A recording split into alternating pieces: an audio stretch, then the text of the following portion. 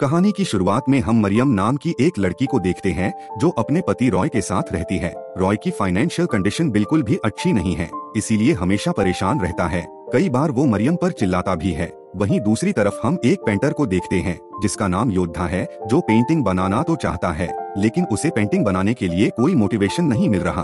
उसे कुछ समझ नहीं आता कि वो किसकी पेंटिंग बनाए। तभी वो अपनी खिड़की से बाहर मरियम को देखा है। वो मरियम का पीछा करना शुरू कर देता है। वहीं दूसरी तरफ हमें मरियम के पति रॉय को दिखाया जाता है, जो कि एक गैंगस्टर के पास जाता है जिसका नाम ओजी है। वो लोगों को पैसे देने का काम करता है, पर जो उसके पैसे टाइम पर नहीं लौटाता था, या तो वो उसे मार देता है या फिर उससे दुगने पैसे वसूल करता है। रॉय ने ओजी से पहले से पैसे उधार ले रखे हैं और अब वह उससे और पैसे मांगता है। रॉय कहता है कि मेरा प्रोजेक्टर सफल हो गया तो मैं बहुत सारे पैसे कमाऊंगा और तुम्हारे सारे पैसे लौटा दूंगा। वो उसकी बातों में आ जाता है और उसके पास जो उसके बॉस के पैसे होते हैं वो रॉय को दे देता है। वही मरियम, जिसका पीछा योद्धा कर रहा है, वो अपने घर पहुंच जाती है और अब योद्धा चुपके से उसकी पेंटिंग बनाना शुरू कर देता है क्योंकि वो बहुत खूबसूरत होती है। मरियम योद्धा को देख लेती है और चुपके से उसके पीछे से उसके पास जाती है। वो योद्धा से कहती है कि तुम मेरी परमिशन के बिना मेरी पेंटिंग बना रहे हो। योद्धा मरियम से माफी मांगता है और कहता है कि मैं एक पेंटर हूँ और तुम मेरी पेंटिंग के लिए परफेक्ट हो, इसीलिए मैं तुम्हारी पेंटिंग बना रहा था। और वह उसका सच जानने के बाद उसे माफ कर देती है और कहती है, क्या तुम मेरी और मेरे पति की पेंटिंग बना सकते हो? योद्धा पेंटिंग बनाने के लिए राजी हो जाता है और पूछता है कि पेंटिंग कब बनानी है। मरियम कहती है, इसके लिए मुझे अपने पति से पूछना होगा, जल्दी ही मैं तुम्हें बता दूंगी। हालांकि योद्धा पेंटिंग बनाने के लिए तैयार तो हो गया है, लेकिन अंदर ही अंदर वह उदास है क्योंकि उसे लगा था कि मरियम सिंगल है, पर उसकी शादी हो चुकी है और योद्धा उसके प्रति आकर्षित होता है। शाम को जब मरियम का पति रॉय घर आता है तो मरियम कहती है, क्यों ना हम अपनी पेंटिंग बनवाएं। रॉय कहता है कि वैसे भी पैसों की बहुत कमी है, इस वक्त मैं और खर्च बर्दाश्त नहीं कर सकता। मरियम कहती है कि एक पेंटर है जो हमारी पेंटिंग फ्री में बनाना चाहता है। रॉय को जब पता चला कि पेंटर फ्री में पेंटिंग बनाएगा तो वो मान जाता है। अगले दिन मरियम योद्धा के घर जाती है, जहां मरियम उसे अपने पिता की आधी तस्वीर देती और बताती है कि मेरे पिता बहुत अच्छे इंसान थे, उन्होंने मुझे सेल्फ डिफेंस भी सिखाया है। जिसके बाद मरियम कई दोनों तक योद्धा के घर जाती है ताकि वो उसकी एक बेहतरीन पेंटिंग बना सके। अब एक दिन रॉय जब अपने घर पर फोन करता है तो फोन उसकी मेड उठाती है। वो मरियम के बारे में पूछता है। मेड बताती है कि वो अपनी पेंटिंग बनवाने के लिए गई है। रॉय को मरियम पर शक होना शुरू हो जाता है।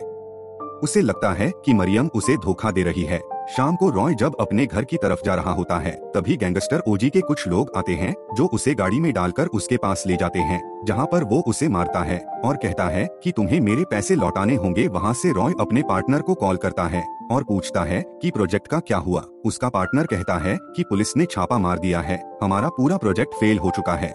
यह सुनकर रॉय घबरा जाता है। गैंगस्टर ओजी उसके एक्सप्रेशन देखकर समझ जाता है कि अब वो उसके पैसे लौटा नहीं सकता, इसीलिए वो उसकी उंगलियां काटने वाला होता है कि तभी रॉय कहता है कि मैं अपना घर बेचकर तुम्हारे पैसे लौटा दूंगा। इस पर वो गैंगस्टर मान जाता है और उसे एक और मौका देता है। पर सबसे बड़ी मुसीबत यह थी कि वह घर उसके नाम नहीं बल्कि मरियम के नाम है, क्योंकि मरियम के पिता ने वो घर अपनी बेटी मरियम को गिफ्ट कर दिया था। वही मरियम को घर पर दिखाया जाता है, जो योद्धा की बनाई हुई तस्वीर को दीवार पर लगा रही होती है। साथ ही घर में एक नकाबपोश भी होता है और वह पेंटिंग लगाने के बाद जब डाइनिंग के पास आती है तो देखती है कि वहाँ पर किसी ने उसकी बिल्ली को मार दिया है, जो देखकर वो जोर जोर से चिल्लाना शुरू कर देती है। उसकी आवाज सुनकर योद्धा घर के अंदर आ जाता है और उसे शांत करने की कोशिश करता है। वही मेड भी इन दोनों को एक साथ देख लेती है। अब कुछ देर बाद जब मरियम शांत हो जाती है तो वो योद्धा को वहाँ से जाने के लिए कहती है, क्योंकि रॉय के घर आने का वक्त हो चुका है और अगर रॉय ने इन दोनों को एक साथ देख लिया तो वो उसके ऊपर बहुत चिल्लाएगा। इसीलिए योद्धा वहाँ से चला जाता है। रॉय जब घर आता है और उसे पता चलता है कि किसी ने बिल्ली को मार दिया है तो मरियम से कहता है कि हम इस घर को बेच देते हैं, पर मरियम साफ साफ मना कर देती है। वह कहती है, यह मेरे पिता की आखिरी निशानी है, मैं इस घर को नहीं बेचूंगी। यह सुनकर रॉय परेशान हो जाता है क्योंकि बिल्ली को इसी ने मारा था। यह इसका ही प्लान था कि बिल्ली को मारने के बाद वो मरियम को घर बेचने के लिए कन्विंस कर देगा, पर अब उसका प्लान फेल हो चुका है। रॉय मरियम पर चिल्लाना शुरू कर देता है और कहता है कि तुम तो बस उस पेंटर के पीछे पागल हो, मेरी तुम्हें कोई परवाह नहीं है। यह कहकर वह अपनी गाड़ी लेकर निकल जाता है। जिसके बाद वो गैंगस्टर ओजी को कॉल करता है और अब दोनों के दोनों मिलकर मरियम को मारने का प्लान बनाते हैं, क्योंकि अगर मरियम मर गई तो घर अपने आप ही रॉय के नाम हो जाएगा, जिसके बाद वो उसके सारे पैसे लौटा देगा। दरअसल रॉय को यह लगता है कि उसकी पत्नी मरियम का पेंटर योद्धा के साथ अफेयर है। यह भी एक कारण होता है कि अब वो मरियम को मारना चाहता है और मरियम के मरने के बाद उसकी मौत का इल्जाम वो योद्धा के ऊपर लगा देंगे। इसीलिए ओजी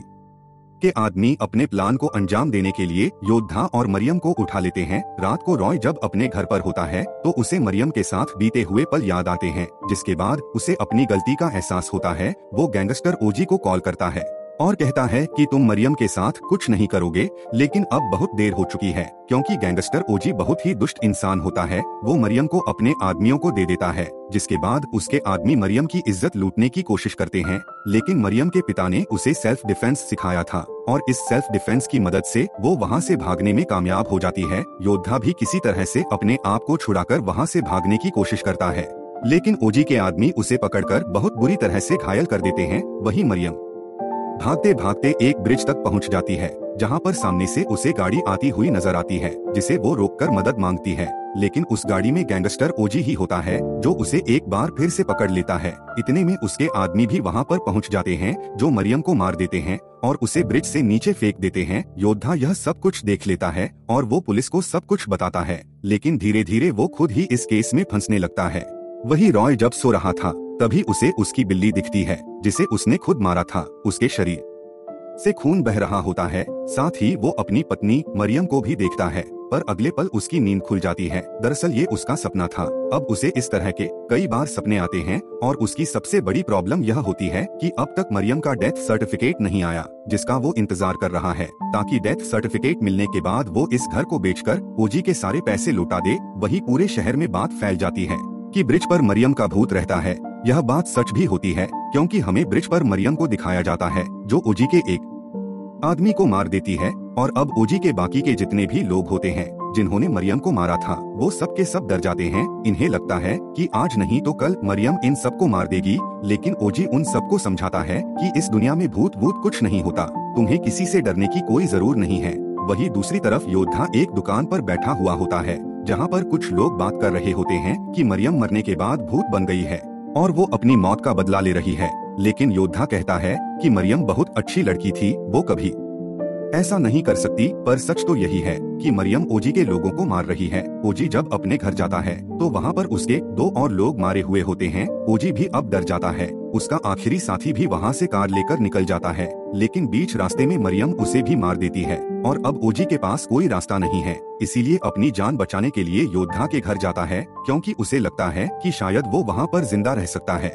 योद्धा उससे कहता है कि अगर तुम्हें अपनी जान बचानी है तो तुम्हें सब कुछ सच बताना होगा। ओजी उसे सब कुछ सच बता देता है कि मरियम के पति ने ही मुझे मरियम को मारने का कॉन्ट्रैक्ट दिया था। ये सुनकर वो शॉक्ड हो जाता है, जिसके बाद योद्धा ओजी को अपने घर के अंदर बंद करके रॉय के घर जाता है और रॉय से कहता है कि तुम अपने गुनाहों को कबूल कर लो। लेकिन रॉय को जेल जाने से डर लगता है, इसीलिए वो घर का सारा सामान तोड़ने लगता है और जोर जोर से चिल्लाने लगता है। उसकी आवाज सुनकर उसकी नेवर घर में आ जाती है, जो योद्धा को वहाँ पर देखकर समझती है कि योद्धा उसे मारने के लिए आया है। वह उन सभी लोगों को समझाने की कोशिश करता है कि असली गुनहगार रॉय और ओजी है, लेकिन उसकी बात पर कोई यकीन नहीं करता। इसीलिए सबको अपने घर ले आता है। जब वो घर आता है तो देखता है कि उसके घर का दरवाजा खुला हुआ है।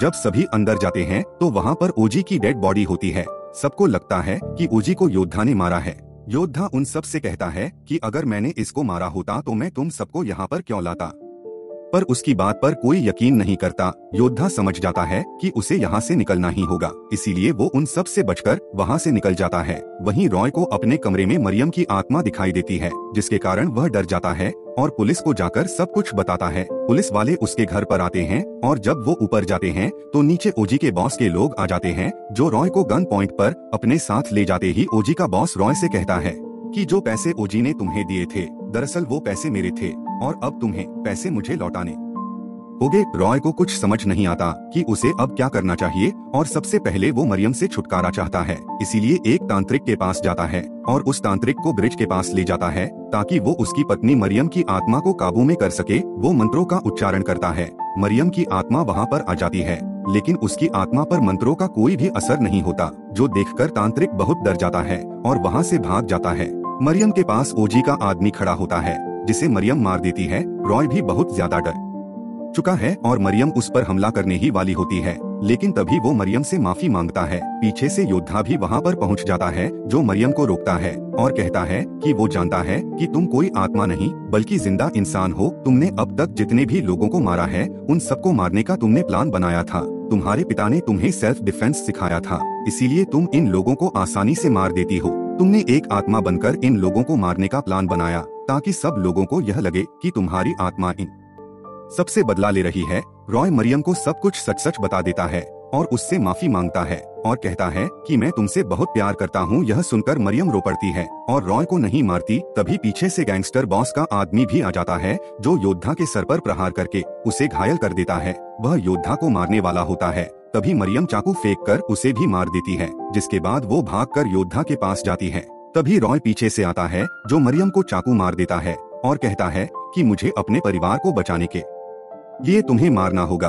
योद्धा के पास एक पत्थर होता है, उस पत्थर से वो रॉय को मार देता है। वहीं कुछ देर के बाद मरियम जो बहुत जख्मी होती है उसकी भी मृत्यु हो जाती है, जिसके बाद उसकी बॉडी को योद्धा पानी में बहा देता है और पुलिस के पास जाकर सरेंडर कर देता है। उसे जेल हो जाती है। मरियम के घर पर ओजी के बॉस ने कब्जा कर लिया है, पर मरियम मरने के बाद सच में एक आत्मा बनकर वापस लौटती है जो बॉस को मार देती है। मरने के बाद बॉस की आत्मा भी ब्रिज के आसपास घूमती है जो वहाँ से गुजरते वाले लोगों को डराती है और यहीं पर यह कहानी खत्म हो जाती है।